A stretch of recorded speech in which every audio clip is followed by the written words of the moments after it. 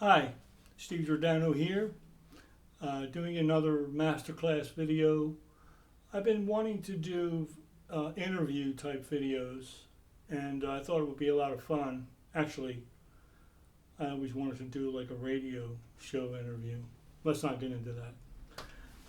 I have with me my friend and colleague, Paul Horner, another fine guitarist, and we've been working out some of my original compositions. We'll eventually be putting up some listening duo performances too. So this video is going to be based on the guide tone system for learning the diatonic relationships, among other questions I have to clarify.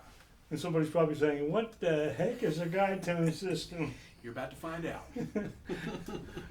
What Paul did, what I asked him to do is I asked him to look at some of my previous videos, and we'll have an interview based on some of the content that I try to explain and talk about that. So if you're a jazz musician, you should be able to relate to what we talk about, and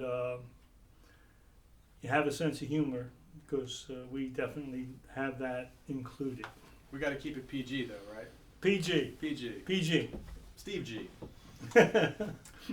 So I watched a bunch of your videos, and I was really interested in the guide tone system for feeling the diatonic relationships, because I feel like that's something that I haven't really mastered yet in terms of being able to really, you said something to the effect of you have personal feelings for each chord in the diatonic system, which I thought was pretty deep and made a lot of sense. Yeah. And I'm also pretty much self-taught until I ran into you.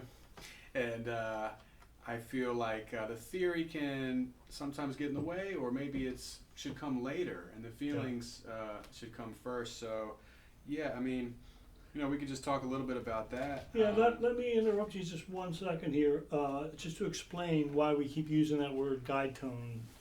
It's just a made-up concept. I made up this system years ago because I wanted to get my students to recognize the diatonic relationships. So it's a form of ear training in a sense, because it's not like solfege ear training. It's not analyzation of chord voicings. What it is just a relationship when you're in a tonal center. There's just in diatonic, harmony. There's 7 chords that represent the diatonic scale. So we, pop music and lots of music that we hear, even in standard jazz tunes, they're diatonic, even though they might have secondary dominance, which is another subject, and also modulations. So we're talking about just recognizing the diatonic chords by hearing them. And the reason I use the guide tone is because we're going to use a tone. This is not really a melody, but we're going to use a tone that takes us through the system. And I want to we'll explain that, and Paul has some questions about it. But the guide tone is not really a melody. It's just an excuse to hear the chords.